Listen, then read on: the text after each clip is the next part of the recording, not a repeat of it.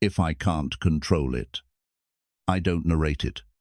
That one rule is the fastest way to stop feeding the victim mindset. Because most of the damage comes from the story you keep repeating, not the event itself. You open your inbox and see a rude line from someone who has power over your week. Your chest tightens. You start building a courtroom in your head. You rehearse a speech you will never give. That is the moment your inner citadel gets handed over to circumstances you cannot control. And it feels weirdly familiar because the spiral is a habit. The world does not care about your excuses, and neither should you. If you feel trapped in self-pity, it is not proof life is unfair. It is proof you have been negotiating with weakness instead of governing your mind. In this, you are getting 6 Stoic tools you can use today, plus tight scripts, a 1-page protocol, and a 7-day scoreboard to prove you are rebuilding sovereignty in real time. Say it once, then take the next action. The Stoic cut is simple. Events do not imprison you. The story you attach to them does. And it is usually written in a rush, with bad punctuation, and a lot of drama. It can feel awkward to admit that, because part of you wants the story to prove you are right. So treat sovereignty like architecture, not mood. Build borders around what is yours to govern. Clean up your language so you describe facts instead of legends. Use adversity like reps instead of evidence. Make solitude a place where your code gets louder than the crowd.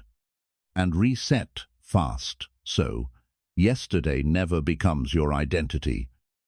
Call this the Inner Citadel Blueprint. Use it the moment you catch the thought, "This should not be happening to me." Tool number 1, absolute responsibility. Responsibility ratio rule. 1 blame sentence costs you 3 action sentences. Or you do not get to keep talking. You can feel the pull to blame because it gives instant relief.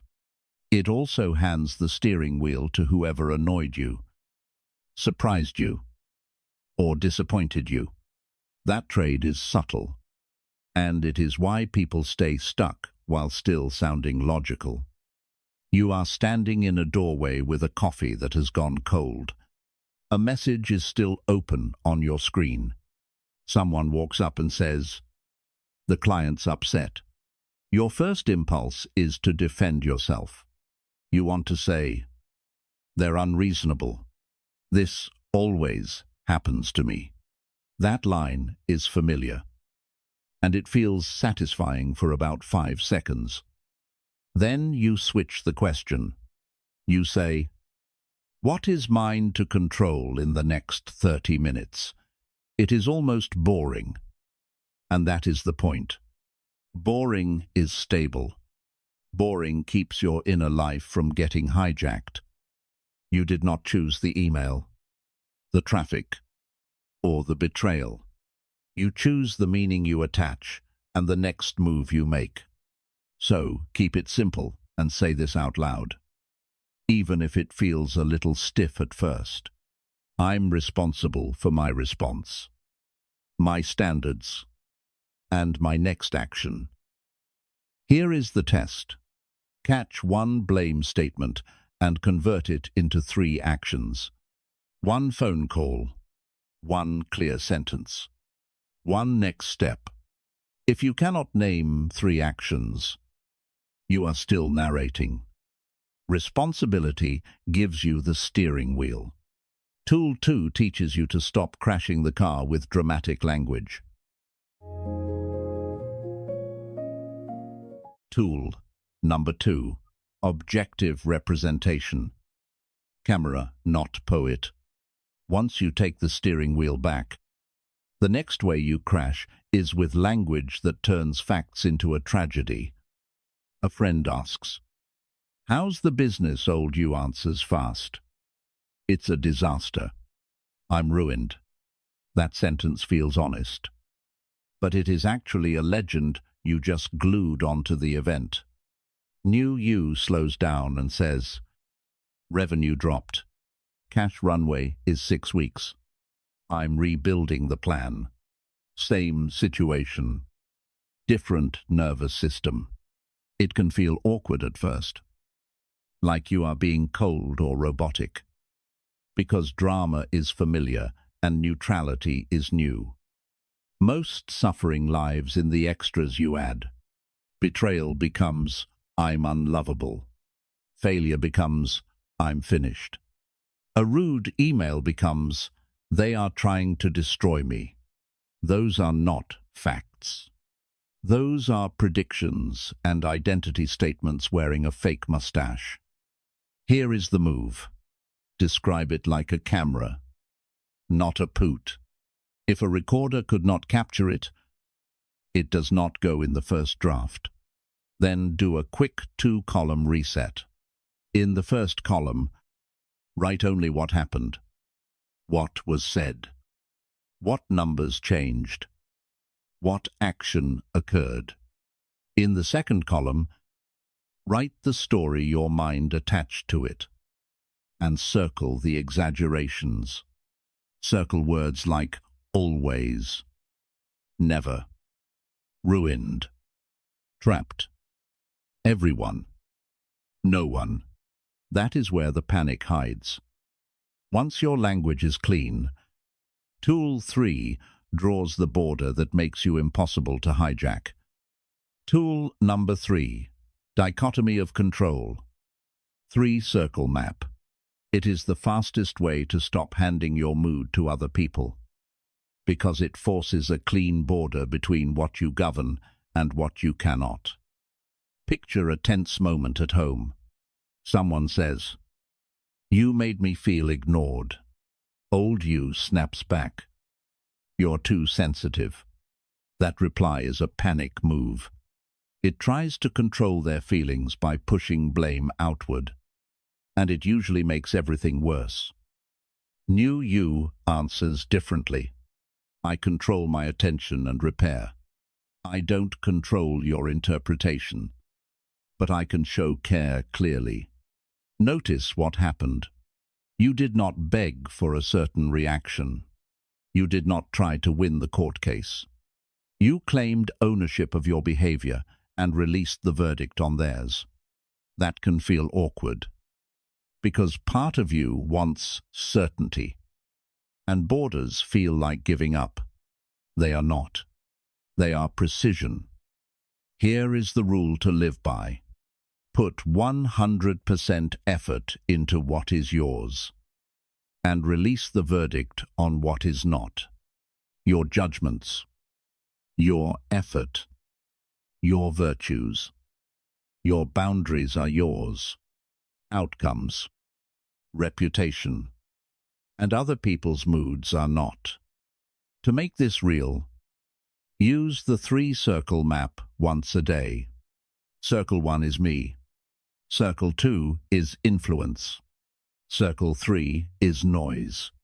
Write one action in me before you touch noise. One sentence you will say. One repair you will make. One standard you will hold. Then, and only then, decide what belongs in influence. Borders stop the invasion. Tool 4 turns every attack into training, so you get stronger from impact. Tool number 4, adversity as training. Forge log reps. That is how you turn impact into progress instead of a 2-day mental replay that steals your attention. A coworker throws a line in a meeting, half joking, half sharp. You always overcomplicate things. Old you feels the heat rise, then goes silent, then spends 2 days rehearsing the perfect comeback in the shower. It feels productive, but it is just rumination dressed up as strategy. New you uses the forge.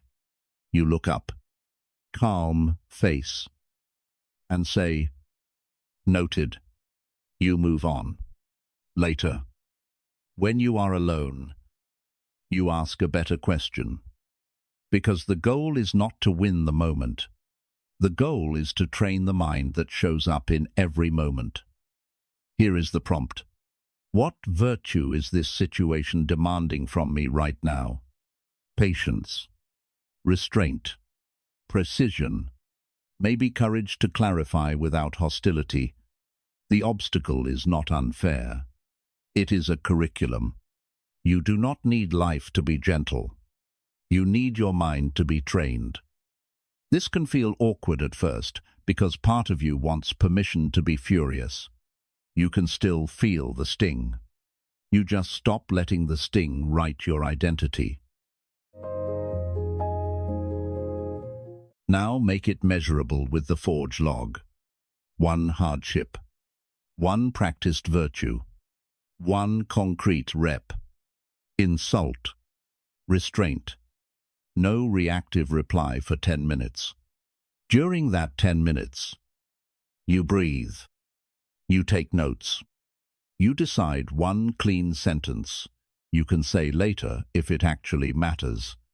If it does not matter, you let it die quietly.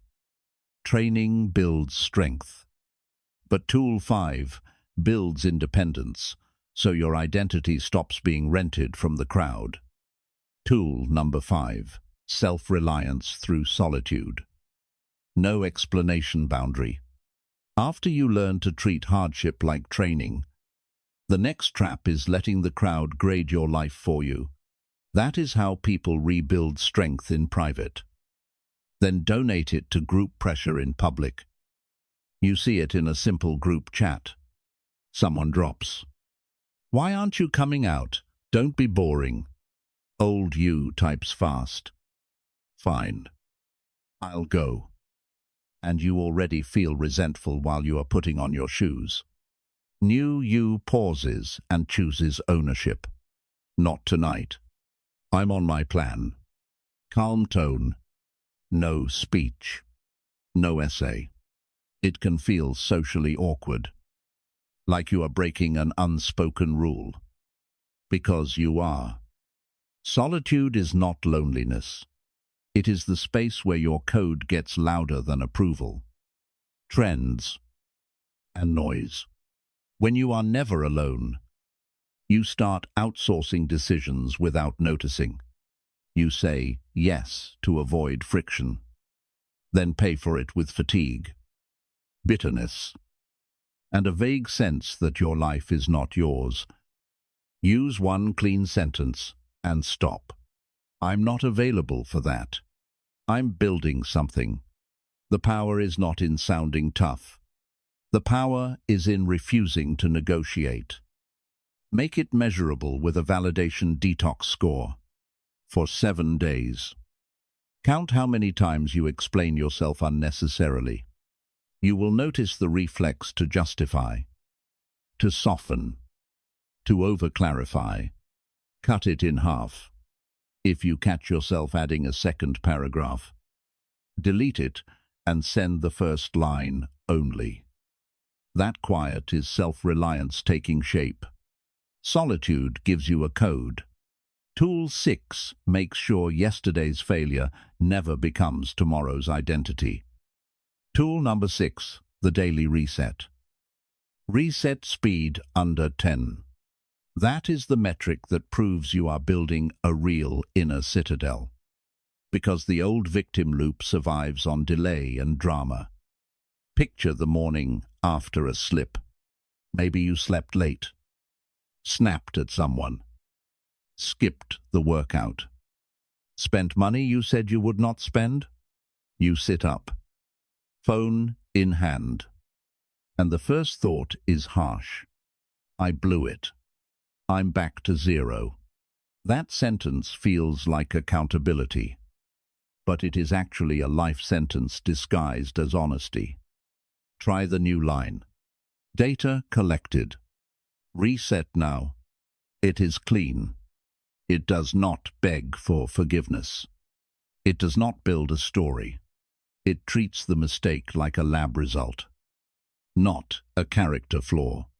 This can feel awkward because part of you wants punishment to prove you care. Punishment just burns time. Shame wants permanence. Stoicism demands iteration. You are not a verdict. You are a practice. And practices resume the moment you notice you drifted. Say this out loud. I begin again immediately, without drama. Then attach one small corrective action to it. Drink water. Write the one-sentence apology. Open the calendar and place the next workout. Delete the draft complaint. Do something physical that signals forward motion. Now make the reset measurable. Track your reset speed metric. Minutes between noticing the spiral and taking a corrective action. You are not chasing perfection. You are chasing speed. By day 7, aim for under 10 minutes. If you miss it, that is more data, and you reset again. When you can reset on command, victim thinking has nowhere to live because you've rebuilt the inner citadel.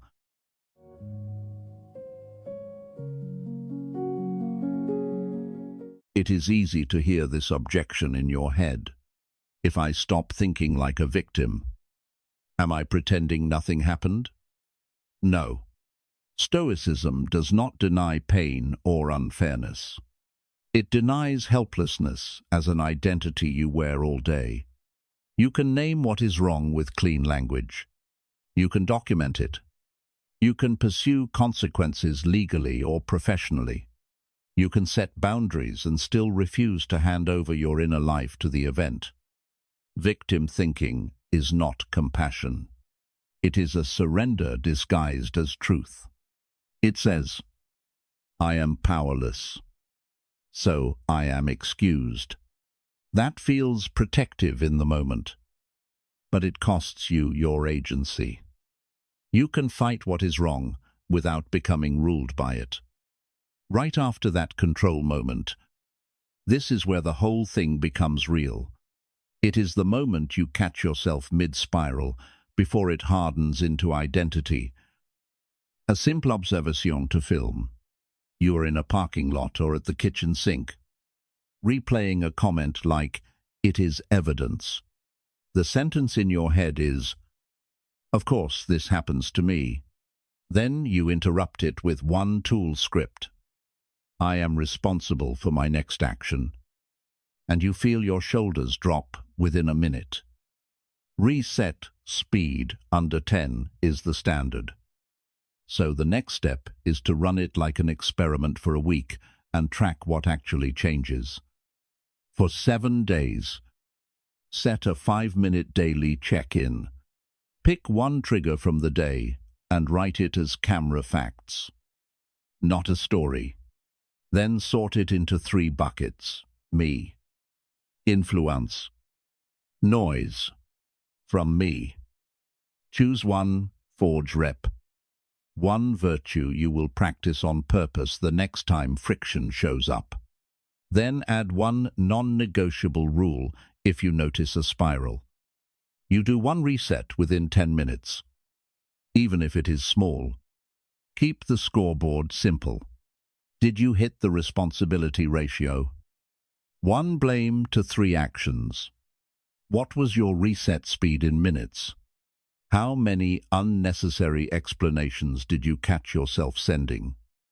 Reset speed under 10 and the responsibility ratio are your proof, not your mood. Run one tool for 24 hours and treat it like a lab test, not a personality change. Pick the one that hit you hardest and commit to it in plain view of your day. When you slip, say I begin again and take one corrective action. Then come back and leave your numbers in the comments. Your responsibility ratio, your reset speed, and which tool exposed your old story. If you want more scripts for provocation and criticism without losing your center, subscribe. Quiet shows up when you govern yourself.